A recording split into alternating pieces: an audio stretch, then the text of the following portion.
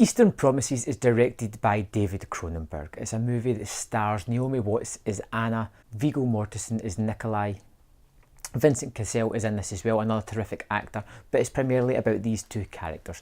Nikolai is a kind of low-level chauffeur for the Russian mob in London. Anna is a midwife who, when this young teenage girl dies in the hospital, she discovers this diary that is written in Russian. She gets it translated and it happens to tell this horrible story of what happened to her in the last couple of years of her life. Now, Anna's stepfather is Russian but refuses to translate this book for her, so she goes to this person that she knows or knows of, and it turns out that he is one of the perpetrators of the acts within the diary, and it becomes a kind of cat and mouse game of, will the Russian mob just take her out or won't they? Or will they try and get the book away from her before any damage is really done? Then you have Nikolai's story as a chauffeur who kind of likes Anna, wants to move up in the mob, wants to become a fully fledged member, but is struggling to do so. He kind of has to look after Vincent Cassel's character, who is the son of the main mob guy. And like a lot of these movies, it doesn't really offer much new to the genre. You have this old cantankerous mob boss who pretty much feels as though he is untouchable. He has this wayward son who likes to party, likes to just cause mayhem and keeps making mistakes. You have this low-level gang member who wants to move up the ranks but is forced to kind of look after this person who will no doubt become the boss but shouldn't really.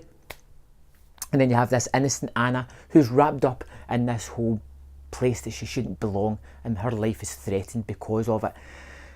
It's typical stuff, but in Cronenberg's hands it turns into a rather exciting drama thriller type thing with some amazing action set pieces. You get some bloody action at the start, which is kind of wince-inducing. You have to look away at how graphic it is. There is this naked fight scene that Viggo Mortensen has later on in a steam room at the end of the movie that is brutal, exhausting, really tore down to like not usual movie making fighting. It feels realistic, it feels painful. Nobody's taking punches and having no effect. A simple punch can win somebody, and it feels as if anything could happen in that scene. You literally fear for our main character, and you don't get that too much in movies these days.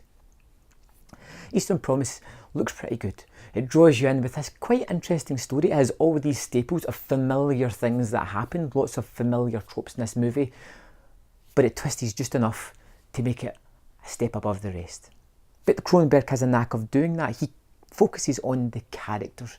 He lets them breathe a little bit. He lets you attune to them and care for some of them. He lets you want some of them to do better than others, and it wants to give you some bad guys to really root against as well. And then it's punctuated with these violent scenes that are out with anything else in the movie. There's always a threat of violence, but very rarely does it actually appear on film.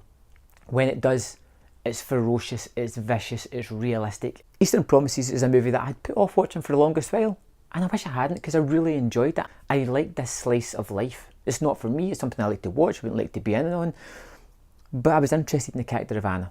I liked Nikolai.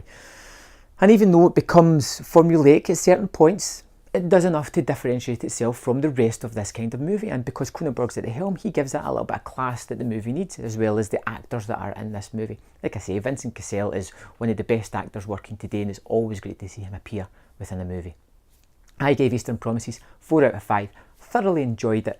We'll go back to this one again, maybe give it a little bit of time, but I will go back to this. Well worth your time. If you've seen it, let me know in the comment box below if you liked it, if you hated it, and why.